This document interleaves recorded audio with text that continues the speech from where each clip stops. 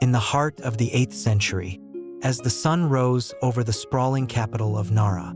The imperial court of Japan was a place where power, religion, and ambition intertwined in an intricate dance. Among the gilded halls and lush gardens, where courtiers whispered and schemed, there was a young woman born into the weight of her father's legacy. Her name was Iwa, the daughter of Emperor Conan, a princess destined to live not just in the shadow of the throne but at its very center. Iwa's early years were marked by a court that pulsed with the rhythms of change, its future uncertain as it teetered between the old ways of tradition and the new ideas brought by the rising power of the emperor's reforms. The imperial family was revered, but beneath the surface lay a fierce battle for influence, a political landscape that threatened to swallow the unprepared. And in this world of fragile alliances, power struggles, and courtly intrigues, Princess Iwa would find herself not only an object of desire but a key player in the fate of an empire. The world outside the palace was wild with unrest, and within, the royal bloodline was being tested. It was during this time, when the tides of history were shifting, that Emperor Kanmu ascended the throne, a young ruler with grand ambitions to reshape the very foundation of Japan. And in his gaze, Iwa saw both an opportunity and a challenge, a chance to cement her family's place in history, but at the cost of everything she had ever known. This is the story of a woman who, despite the limitations placed upon her, carved her name into the annals of history, the story of Iwa, who lived not just as a wife, a mother, and a princess, but as a powerful force who would change the destiny of her son, her emperor, and her nation. But as with all tales of power, love, and sacrifice, it is not without its shadow. Beneath the surface of courtly life, Iwa would face a battle that was not just against her enemies, but against the very world that had shaped her. In the years to come, her choices would echo through the corridors of power, long after the palace doors had closed and the incense of the court faded into the dust of time. This is where her story begins, in a time when the fate of an empire rested in the hands of a single woman. Her name was Iwa, and this is her journey, woven into the heart of an empire on the brink of transformation. The world of Iwa was one that few outside the imperial court would ever truly understand. It was a world woven with silk and shadows, where the scent of incense mingled with the politics of power. Born into the house of Emperor Conan, Iwa's life was destined for the highest echelons of Japanese society. But it would never be a life of simple luxury. No, hers would be a life shadowed by the expectations of her lineage, the struggles of a constantly shifting court, and the looming presence of a father who would carve his name in the annals of history. The early years of Iwa's life were quiet as the imperial palace in Nara could be. Nara, the capital of Japan in the late 8th century, was a city of unmatched beauty and complexity, a sprawling metropolis that thrived under the rule of Emperor Conan. His reign was marked by significant changes to the structure of the imperial government, a time of political intrigue, and an age where the influence of Buddhism was beginning to permeate all aspects of life, from the emperor's court to the lives of the common people. Iwa, born with the grace of her mother's lineage and the strength of her father's bloodline, was raised in a palace that both nurtured her and weighed her down with the knowledge of what it meant to be a member of the imperial family. Her father, Emperor Conan, was a ruler who, like many before him, understood that the true power of an emperor did not simply lie in the throne but in the ability to command respect, to manipulate alliances, and to maintain control over a nation filled with restless nobles and ambitious monks. The future of the throne was always uncertain, and the political landscape was shifting. This was a world where loyalty could change in the blink of an eye, where trust was a rare commodity, and where the preservation of one's own future often meant sacrificing one's own desires. As a young princess, Iwa was not unaware of these truths. She learned the intricacies of courtly life at an early age, understanding that her every word and action would be scrutinized. her every movement a reflection of the power dynamics that played out behind closed doors. She was taught not only the graceful arts of the court poetry, music, calligraphy, and the intricate dance of diplomacy, but also the harder lessons of survival in a world that would demand much from her. Iwa understood the weight of her title, Princess Iwa, daughter of Emperor Conan, heir to a line of rulers who had shaped the fate of Japan for centuries. To be born into the imperial family was to be both blessed and burdened with an unrelenting responsibility. Her mother, Empress Zoe, was a woman of great influence in the court, a figure who quietly shaped her daughter's understanding of power. Iwa's mother taught her that beauty and grace were not enough to survive in such a cutthroat world. One had to be clever, strategic, and, above all, patient. The art of waiting for the right moment, of observing and listening, was one that her mother passed down to her. There were no easy answers, no clear paths to power. Iwa was taught to navigate the world of courtiers with careful steps, never too bold, never too timid. Iwa's earliest memories of the palace were filled with the soft rustle of silken robes, the sweet scent of incense, and the distant sound of courtly music played on the koto. The palace was a labyrinth, a place where every hallway seemed to lead to another layer of intrigue, where every conversation held the possibility of a secret yet to be revealed. Her mother's rooms were always filled with visitors, noblemen, advisors, and monks, each bringing with them their own desires, their own ambitions. Iwa listened carefully, learning the language of power from the hushed tones of these whispered conversations. Her world was one of constant observation, where nothing went unnoticed, and every gesture carried meaning. It was during these early years that Iwa's beauty became known throughout the court. But it wasn't just her looks that made her stand out. It was her mind, her sharp intellect that caught the eye of those who saw her potential. Her mother was proud of her, but she also knew that beauty alone would not be enough to secure her daughter's place in the future. Iwa had been born into a world that expected more than just the superficial. She was to be not only a figurehead but a ruler in her own right, albeit in a quieter, more subtle way than her male counterparts. But as much as her mother prepared her for the court, there were moments when Iwa longed for something simpler, something beyond the confines of her royal life. She was a curious child, fascinated by the world outside the palace walls. Her favorite moments were those rare occasions when she could sneak away to the gardens, where the scent of blooming cherry blossoms filled the air and the sounds of the outside world could be heard faintly. It was in those moments that she could imagine a life beyond the court, a life where she could choose her own path. Yet even in these quiet moments, Iwa was aware of the duty that came with her position. The royal family's history was rich with triumph and tragedy, and she was expected to continue that legacy. The pressure to live up to the expectations of her father, Emperor Conan, and to carry the imperial bloodline forward, weighed heavily on her young shoulders. In those early years, Iwa had yet to fully understand the intricacies of court politics. She was still a child, watching from the sidelines as her father navigated the complex relationships with his ministers, his generals, and his religious advisors. But as she grew older, she began to see the cracks in the facade of the imperial court, the tensions between the ruling class and the monks who held great power, the silent power struggles between her father's allies and those who sought to undermine him. Iwa's early education in the ways of the court prepared her for what would come next, an era of change that would bring both new opportunities and new dangers. It was during this time of political instability that Emperor Kanmu ascended the throne. He was a ruler unlike any the court had seen in years, a young man with great ambitions to reshape Japan's political and religious landscape. And as his reign began, Iwa's fate was sealed. The quiet world of her youth would soon be replaced by the complexities of royal duty and the ever-looming threat of change. In those early moments of her adolescence, as she began to come into her own, Iwa could feel the winds of history shifting. Her life, though still young, would soon be drawn into the storm that was about to engulf the entire imperial court.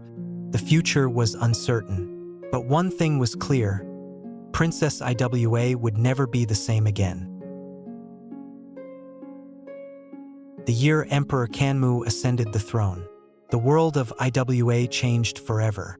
She was no longer a quiet observer of the court's intrigues, but now, she stood on the precipice of a much grander destiny. At the age of 16, her beauty was the talk of the court, but it was her intellect and quiet strength that caught the eye of those in power, including the new emperor himself. Kanmu's reign began in 781, following the death of his father, Emperor Conan. The court in Nara, where Iwa had spent her entire life, was a place of both stability and hidden fractures. And Kanmu, though young, was determined to shift the balance of power in the empire. The older aristocracy, with its long-standing ties to Buddhism and the established power structures of the court, did not take kindly to change. There were whispers of unrest, of political factions forming against the new emperor's ambitions, and of monks whose influence over the people was beginning to rival that of the emperor himself. It was in the midst of this charged atmosphere that Kanmu first laid eyes on Princess Iwa. He had heard of her before, her beauty, her grace, her sharp mind, but it was their first meeting that would seal their fates. The encounter took place in the garden of the imperial palace, a serene place where the emperor often retreated for moments of reflection. Iwa had been walking through the quiet paths, her thoughts lost in the patterns of the bamboo and the scent of blooming chrysanthemums. When she first saw him, Kanmu was not the tall, imposing figure one might expect of an emperor. He was younger than most rulers, with dark eyes that gleamed with ambition, and a presence that was both humble and commanding. He was in his early 30s, though his face carried the weight of someone much older, as if the responsibilities of the empire had already begun to show on his brow. Iwa, having grown up under the watchful eyes of her father's courtiers, had learned to read people well, and though the emperor's words were polite, his eyes held something more, a quiet but undeniable intensity. "Princess Iwa," he greeted her, his voice soft, but with the ring of authority. "You have grown into a woman as wise as she is beautiful. The court speaks often of your talents." Iwa, ever poised, bowed deeply, her heart racing with the awareness of this moment.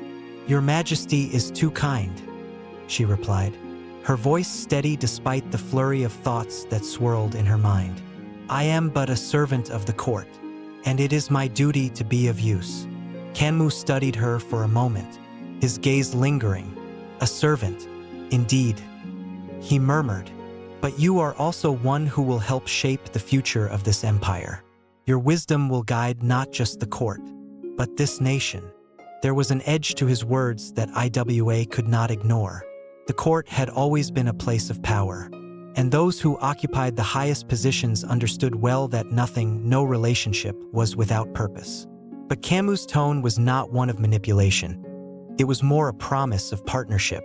He was offering her something more than just the position of an imperial wife. He was offering her a seat at his side, a chance to help him rebuild and reshape Japan. Over the next several weeks, the two met frequently, each conversation more revealing than the last. Kanmu shared his vision for the future of Japan, a vision that involved strengthening the imperial family's power, reducing the influence of the Buddhist clergy, and expanding the empire's borders. He spoke of plans to move the capital from Nara to a new city, far from the old power structures that had long been embedded in the capital. It was a bold plan, one that had the potential to change the course of history. And in Iwa, he saw not only a potential partner, but a woman whose intellect and understanding of courtly life could help him navigate the tumultuous waters ahead. But Iwa was not easily swayed. She knew the weight of her position, and while she admired Kanmu's ambition, she also understood the dangers of aligning herself with such a man. The court was full of whispers, of factions with their own agendas, and she knew that her marriage to the emperor would not be just an alliance of hearts, but one of power, and power, she had learned from her mother, could be a dangerous thing. Her mother had always warned her, Do not marry for love, my daughter. Marry for strength, for security, for the future of the empire. Love is fleeting, duty is forever. Iwa's heart, however, had always sought something more than mere duty. She had yearned for a connection deeper than the political arrangements that had been woven around her from birth. But in the world she inhabited, love was often a luxury she could not afford. Despite her reservations, Iwa found herself drawn to Kanmu, not just for his ambition but for the quiet sincerity that he exuded. There were moments when she felt that his vision for Japan was one she could share, that together they could build something lasting, something beyond the confines of the imperial court. Still, the decision was not hers alone. Her mother, the powerful Empress Oi, had been the one to guide her through the complexities of courtly life, and it was her counsel that Iwa sought in her most vulnerable moments. Your father's reign was a time of consolidation, her mother had said one evening as they sat together in the royal chambers. But Kanmu will bring change. Change is always dangerous, but it can also bring opportunity. You must choose wisely, Iwa, not for yourself, but for the future of our family, and the future of the empire. And so, as Iwa stood before Kanmu once more, the weight of her decision hung heavily in the air. She had learned that the course of one's life could be altered by a single word, a single decision. She could refuse him, remain unmarried, and live a life apart from the political machinations of the court. But to do so would mean turning her back on the very legacy that had been laid out for her, a legacy of power, influence, and, perhaps most importantly, survival. I will marry you, Your Majesty, Iwa said at last, her voice steady. I will stand by your side, not just as your wife, but as your partner. Kanmu's eyes softened for the first time, and in that moment, Iwa knew that she had made the right choice. But she also knew that the road ahead would not be an easy one. They were not just two individuals in love. They were a partnership forged in the crucible of political necessity. And in the world they inhabited, that was often the only way to survive. Their marriage was celebrated with all the grandeur that befitted an imperial union. But beneath the ceremonial trappings, both Iwa and Kanmu understood that their future would be shaped not by love, but by duty to each other, to the empire, and to the legacy that had been entrusted to them.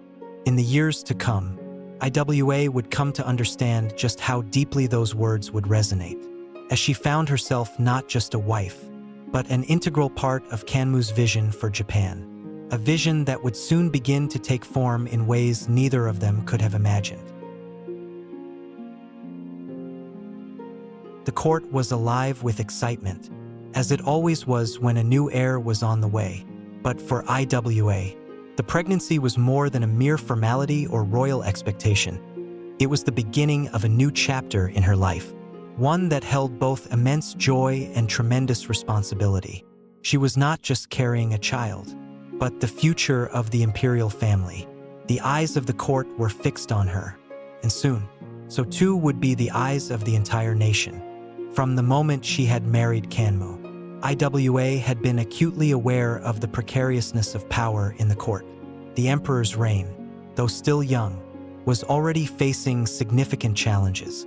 Factions within the court vied for influence, and the Buddhist clergy, ever growing in power, posed a subtle yet persistent threat to the throne. In the midst of this turmoil, the birth of a son would serve as both a symbol of continuity and a beacon of hope for those loyal to Kanmu. But Iwa was not prepared for the isolation that accompanied the weight of her role. She had once known the palace as a place of light and elegance, where her youth had been filled with whispered conversations, delicate dances, and the soft lilt of poetry. But as the days passed and her pregnancy advanced, the shadows of the court began to stretch farther into her life. She was constantly surrounded by attendants, physicians, and advisors, all monitoring her health and ensuring that everything was proceeding according to the rigid protocols of the imperial family. Despite the attention, there were moments when Iwa felt alone. There were no quiet garden walks now, No moments of solitude in which to reflect. The corridors of the palace seemed increasingly crowded, filled with courtiers, soldiers, and advisors, all of them eager for news of the heir to the throne. Iwa's thoughts, once her private refuge, had been swallowed up by the relentless demands of duty. Her husband, Emperor Kanmu, visited her frequently, his presence both a comfort and a reminder of the immense pressure that rested on her shoulders. He was deeply involved in the planning for the future of the empire, particularly the move of the capital to Heian-kyō, a move that would eventually change the course of Japanese history. But despite his efforts to include her in his vision, Iwa could not help but feel that the empire was moving forward without her. It was as if, in the eyes of the court, her sole value now was tied to the life growing inside her. Iwa's mind, however, was never so simple as to focus solely on the role of a mother. She understood too well the political landscape surrounding her. If the child she carried were to be a son, the court would look to him as the next emperor. His birth would be a victory for Kanmu, a statement of continuity in an uncertain time. But she also knew the stakes were higher. If anything were to go wrong, if the birth was anything but smooth, the political ramifications would be devastating. She would become a target not just of criticism, but of outright political sabotage. The stakes of this birth were beyond personal or familial, they were national. It was during a night when the winds of the season were shifting that Iwa went into labor. The palace was alive with activity, but it was silent for her, quiet with anticipation and dread. Her personal attendants, the physicians, and even Kanmu himself were on standby, each person waiting for a sign, a signal that the future of the empire was safe. As the labor progressed, Iwa found herself losing the ability to control her thoughts. Pain, though not unfamiliar to her, began to overpower everything else. Her body was in turmoil, and yet, her mind remained clear, locked on the vision of the future. She knew that if she could give birth to a healthy son, it would not only secure her position but strengthen her husband's rule. She would give Kanmu what he needed, a son who could carry forward the ideals of his reign. At the break of dawn, the first cries of a baby echoed through the chamber, filling the air with a sound that reverberated deep within Iwa's soul. She could hardly believe it. She had done it. Her son, her precious child, had arrived, and with him, hope for the future. Kanmu was there beside her, his face a mixture of awe and relief. The birth of his son, Heizei, was more than a personal joy, it was a political victory. With Heizei's birth, the throne was secured for the next generation. Kanmu could now focus on the larger challenges facing the empire, knowing that his line would continue. But for Iwa, it was something else entirely, a moment of profound transformation. She was no longer just a wife, a princess, she was a mother, and that role, unlike any other, carried with it both the joy of creation and the immense burden of responsibility. The first few months of Heizei's life were blissfully quiet. Iwa, though still surrounded by the court and its machinations, found solace in the warmth of her son's presence. He was a beautiful child, with dark eyes that seemed to hold the weight of an entire future. She spent hours holding him, whispering to him about the world he would inherit. Even as the weight of the world pressed down on her own shoulders, she had a son, and in his tiny hands, she saw the future of Japan, a future she had no choice but to shape and protect. But it wasn't long before the political realities began to intrude once more. With Heizei's birth, the tensions within the court grew sharper. The various factions that had quietly simmered under the surface now began to make their moves more overtly. Kanmu's reforms, particularly his move to relocate the capital, had stirred deep dissatisfaction among some of the powerful families in Nara. The old guard of the court, many of whom held allegiances to the Buddhist monks, began to quietly plot against the emperor's plans. And as these political factions took shape, Iwa found herself at the heart of a dangerous game of power. Her role as a mother made her a symbol of hope for Kanmu's supporters, but it also made her a target. Those who opposed Kanmu's reign, those who wished to see the empire return to its former order, now set their sights on Heizei, his rightful place as heir to the throne. To secure her son's future, Iwa would have to navigate the treacherous waters of the court more carefully than ever before. As the empire itself began to shift, so too did Iwa, the woman who had once walked the gardens in peace, lost in her own thoughts, was now the protector of a future that was far more fragile than she had ever imagined. The birth of Heizei, a new hope for the empire, was also the beginning of a long and dangerous journey, one that would demand everything from her, both as a mother and as a woman in a world defined by power. And so, as she gazed down at her sleeping son, Iwa knew the battle had only just begun. The future of the empire rested in her hands, and in Heizei's small, outstretched fingers. It was a burden she would carry with pride, but it was one that would cost her more than she could have ever anticipated. The move to Heian-kyō was not just a physical relocation for the imperial court. It was a symbolic shift that signaled a new era for Japan. Emperor Kanmu's decision to move the capital from Nara to the newly established city of Heian-kyō, now Kyoto, was a bold and strategic one. Heian-kyō would become a new center of power, a city designed to assert imperial control while distancing the court from the increasingly powerful Buddhist monasteries that had long held sway over the court in Nara. For Iwa, the relocation was both a new opportunity and a new set of challenges. The transition to Heian-kyō was not just a matter of moving the court, but of navigating the shifting political tides that came with it. The move was already causing ripples within the court, with many officials, nobles, and monks who had benefited from the old power structure in Nara feeling displaced and resentful.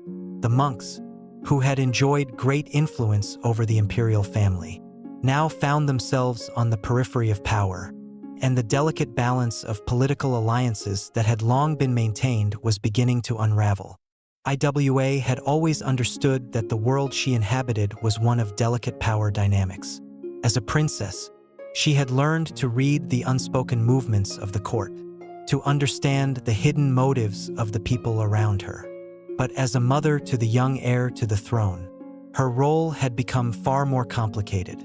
She was no longer simply a wife in the shadows of power. She was now a protector of her son's future, a guardian of the imperial bloodline. Heizei was the key to everything, and with the dangers lurking within the court, Iwa knew she had to be vigilant. The move to Heian-kyō had brought a new sense of isolation to Iwa. The old loyalties that had held the court together in Nara were now being tested in the unfamiliar terrain of the new capital. New alliances had to be forged, and old ones had to be renegotiated. For Iwa, this meant navigating the complex world of court politics, where nothing was ever as it seemed, and everyone had their own agenda. Iwa had always been careful in her dealings with the various factions of the court, but now, as the mother of the emperor's heir, she had a far more central role to play. She could no longer afford to simply observe. The whispers in the palace corridors had turned from idle gossip to dangerous conversations about the future of the empire. The factions that had once been content to bide their time in Nara were now vying for position, eager to assert their influence over the newly established capital. Kanmu's reformist agenda had created a rift between those who sought to maintain the status quo and those who wanted to see change come to fruition. And Iwa, caught in the middle of it all, had to decide where her loyalties truly lay. As the tensions within the court grew, Iwa found herself turning to her closest allies for support. Her mother, Empress Zoe, had always been a voice of reason in her life, and in this new, unpredictable environment, Iwa needed her guidance more than ever. Her mother had experienced the intricacies of court life and the dangers of power struggles, and she knew that the preservation of the imperial line depended on more than just noble birth. It was about alliances, carefully calculated moves, and, at times, betrayal. Iwa, her mother said one evening, when they were alone in the palace chambers, The court is filled with wolves disguised as lambs. You must trust no one completely, not even the emperor.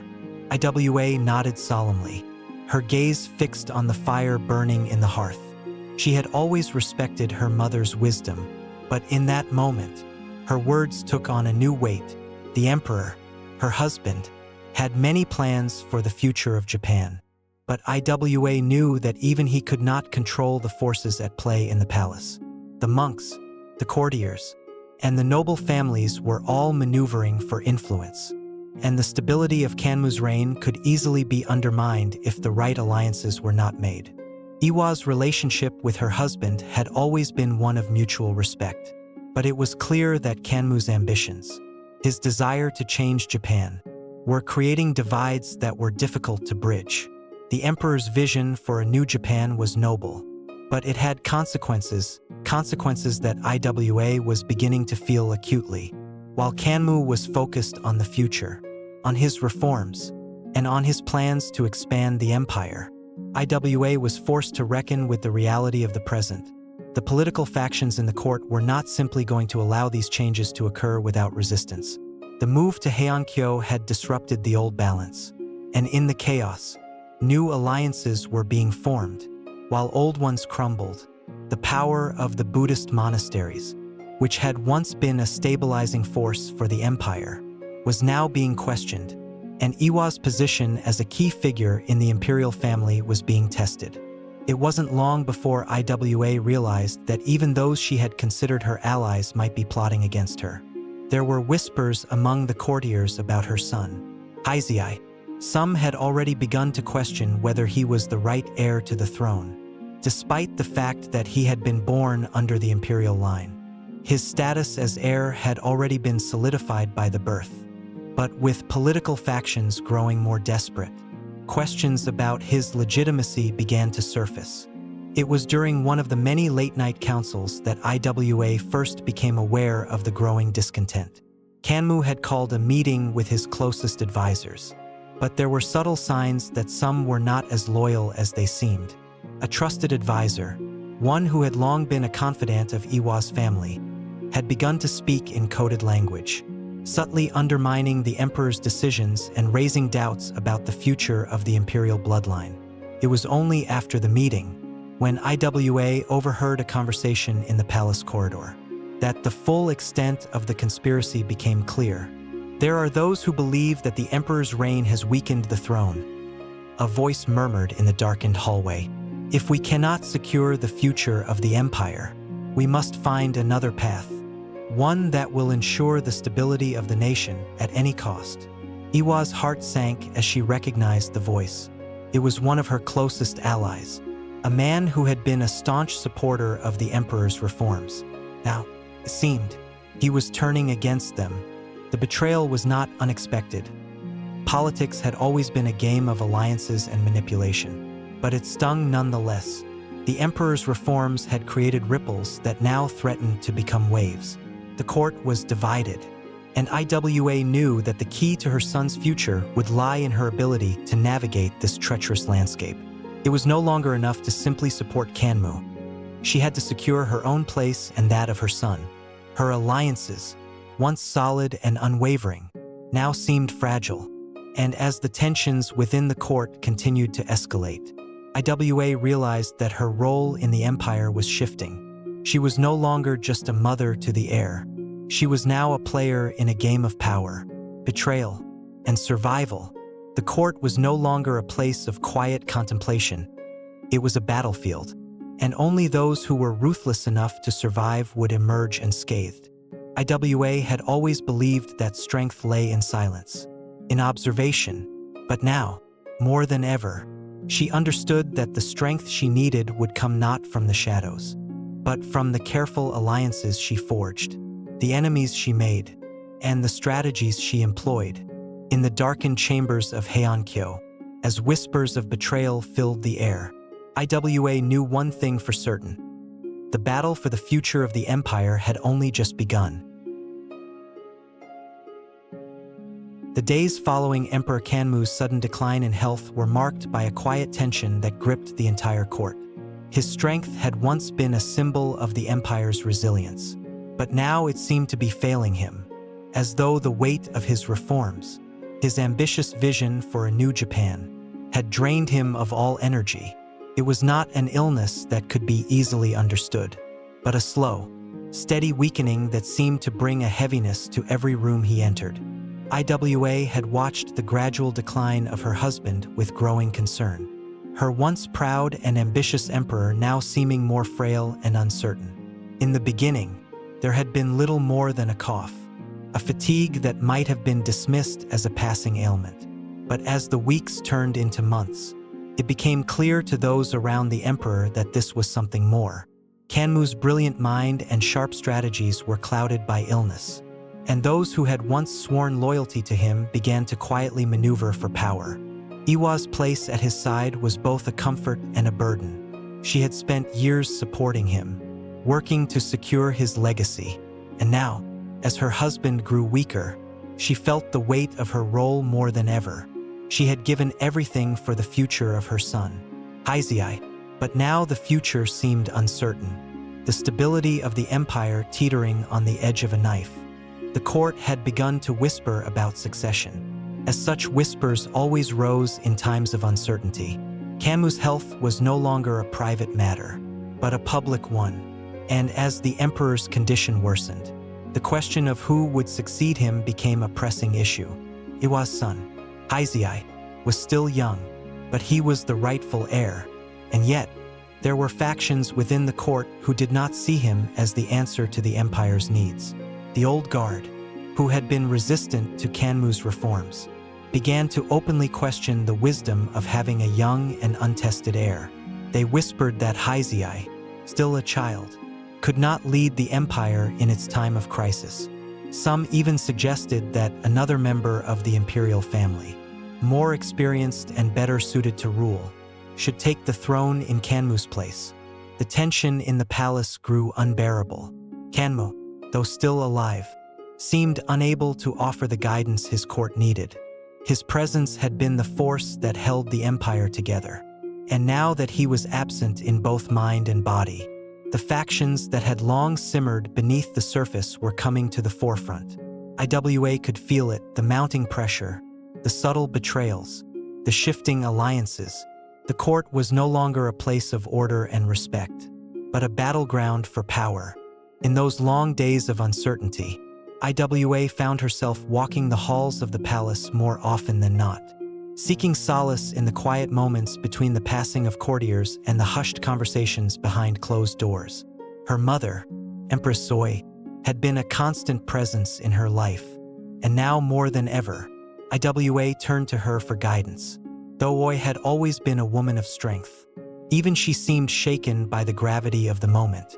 Iwa, her mother said one evening, when they were alone in the quiet of Iwa's chambers, "The future of the empire is uncertain, and there are those who would see your son's birthright taken from him. You must be ready, for the storms that are coming will not pass easily." Iwa nodded, her thoughts clouded with the weight of the words. She had always known that power, once gained, was fleeting, but never had the fragility of her position been so apparent. Her son, Heizei, was the rightful heir, and yet, he was vulnerable in a court that had always valued power above all else. As much as she had worked to secure his future, there was still a long road ahead, filled with obstacles both seen and unseen.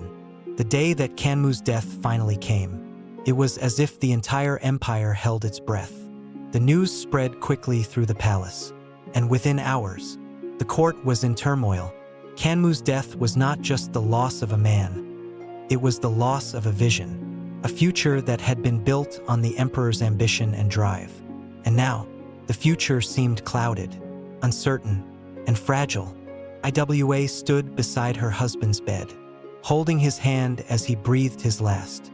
In that moment, she felt the weight of the empire's fate settle on her shoulders. More so than ever before, she had always known that this day would come, but she had never truly prepared for the moment when the man she had once stood beside would no longer be there. The official mourning period was a blur. The ceremonies, the rituals, The processions, they all passed in a haze of grief and duty. The court shifted in its focus, turning now to the issue of succession. Kanmu's death had left a vacuum of power, and those who had once pledged their loyalty to him now found themselves scrambling for position. The factions that had once been in the shadows now moved into the light, each one vying for control of the empire.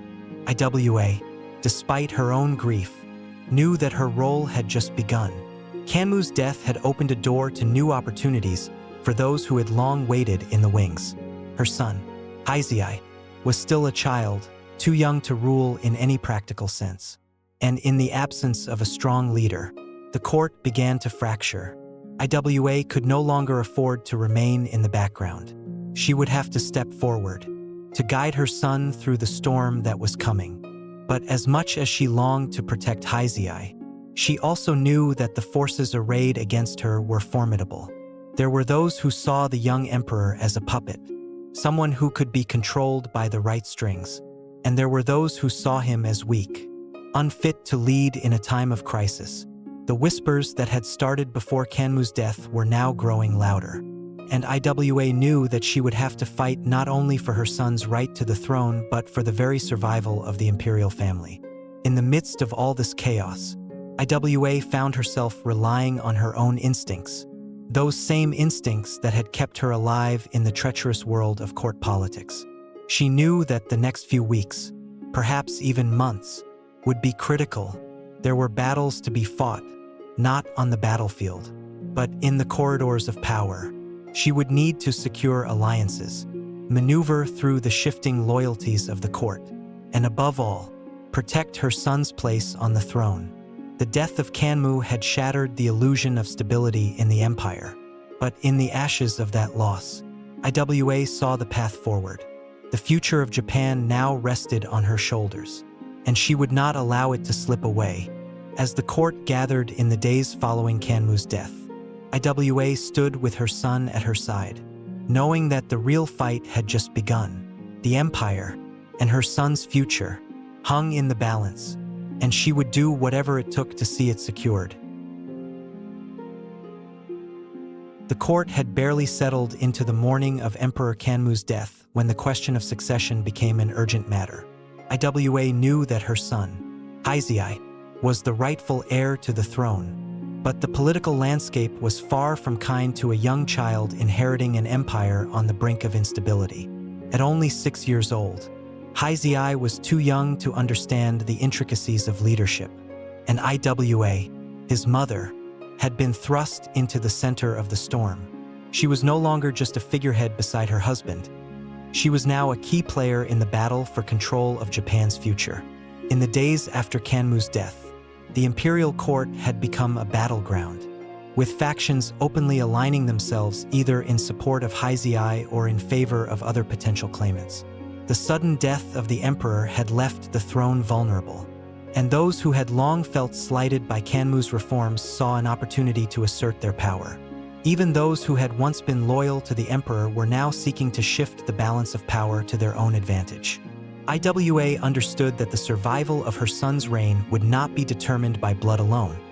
It would depend on alliances, on manipulation, and on the careful navigation of the shifting loyalties within the court. She had learned from her mother, Empress Soy, that in times like these, loyalty was a commodity that could be bought and sold with the right promises. The first major challenge came from the faction of the court that had always been wary of Kanmu's reforms, especially the emperor's decision to move the capital to Heian-kyō. These were the old families, those who had held power for generations in Nara and who now felt increasingly alienated by the new order. They viewed Heizei's ascension with suspicion, as his reign would inevitably carry on Kanmu's vision for a more centralized imperial authority, one that would limit the power of the nobles and the religious institutions. It was during a tense meeting of the court advisors, a meeting that Iwa was summoned to attend, that the true scale of the opposition became clear. The advisors, though respectful on the surface, spoke openly about their concerns regarding Heizei's ability to rule. They spoke of the empire needing a strong, decisive leader, someone who could bring stability in a time of turmoil. A young child, they argued, would be a puppet in the hands of those who surrounded him. Some even suggested that another member of the imperial family, someone older and more experienced, might be better suited for the throne. Iwa could feel the weight of their words pressing down on her. These were not just idle concerns. They were a direct challenge to her son's legitimacy. The court was not simply questioning the wisdom of having a child rule. They were suggesting, with growing boldness, that Heizei was unfit to be emperor at all. "Your Majesty," one of the elder advisors said, his voice thick with the weight of years spent in service to the imperial family. "The empire faces threats from within and without. We cannot afford the luxury of a ruler who cannot yet even speak for himself. We must consider the future of Japan and its governance." Iwa's gaze remained steady, though her heart was heavy. She had known this was coming. She had known that her son's reign would be questioned the moment Kanmu had passed. But she had not prepared for the coldness with which these courtiers spoke of her son's future. They spoke of him as if he were a pawn in their games, a piece to be moved according to their whims. She knew then that her role as mother and protector had never been more important. The decision, of course, had already been made. Heizei was the rightful emperor, and no amount of scheming would change that. But what followed was the most delicate maneuvering of Iwa's life. She could not allow the court to see her as a mere bystander in the political struggle. She had to make her voice heard, and she had to do so in a way that would protect her son's future and secure his place on the throne. In the days that followed, Iwa began to meet with key courtiers who still supported Heizei's reign. She relied on the wisdom of her mother, who had seen many such struggles in her own life. Empress Oi's counsel was invaluable, and it was from her that Iwa learned how to use the tools of the court to her advantage. She learned how to maneuver behind the scenes, to form alliances, and to position herself as a central figure in the new order that was beginning to take shape in Heian-kyō. As Iwa worked tirelessly to secure her son's future, she also faced the challenge of navigating the ever-growing influence of the Buddhist clergy. Kanmu's reforms had already placed him at odds with the religious institutions, but their power was far from diminished. The monks, who had long been a powerful force in the empire, were beginning to make their move, subtly positioning themselves as the true power behind the throne. It was a game of strategy, of balancing the desires of the court with the demands of the religious factions. And Iwa knew that she had to play it carefully. But even as Iwa worked behind the scenes, she could not help but feel the heavy weight of the public's perception of her son's reign. Heizei was still a child, and while his birthright had been acknowledged, it was clear that the court viewed him with skepticism. Every move he made, every decision he was said to have made, would be scrutinized under a magnifying glass.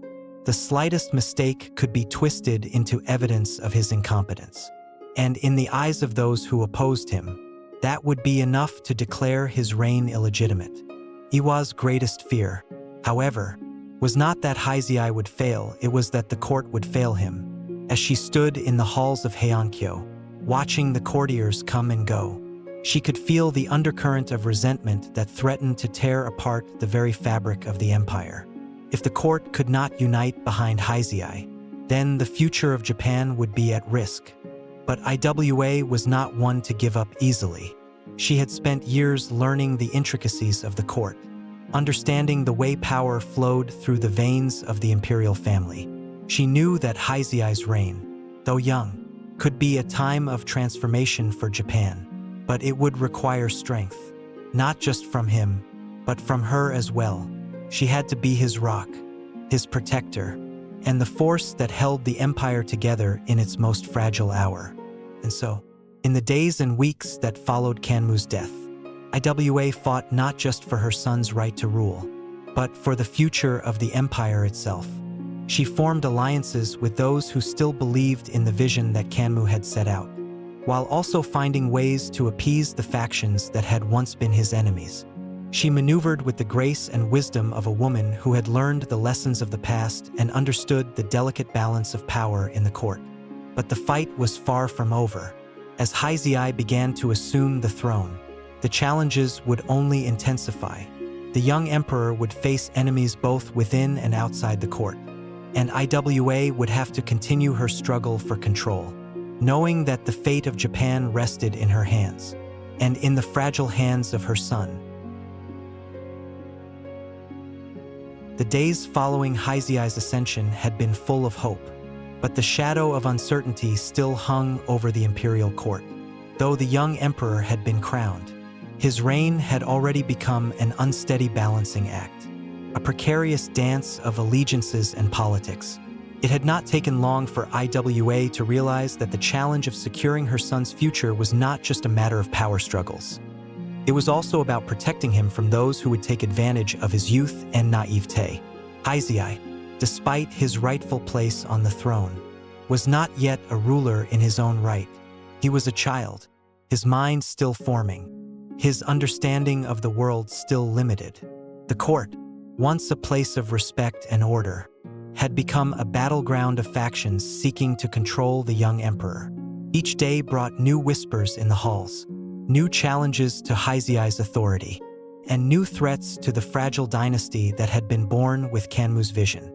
Iwa had known this moment would come.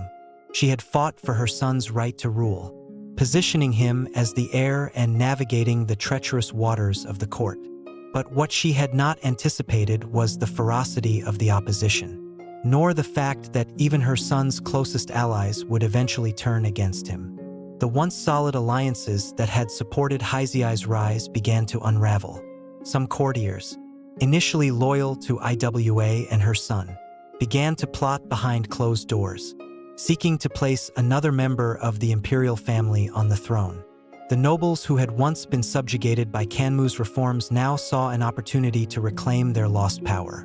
The Buddhist monks, who had been sidelined during Kanmu's reign, were once again making their voices heard, influencing those around Heizei and pushing their own agenda. Iwa, though no longer a young woman, was still a force to be reckoned with in the court. But even she could not protect Heizei from the tide of political unrest that had been set in motion. Heizei, at just 10 years old, was suddenly forced to make decisions that a ruler 3 times his age would struggle to navigate.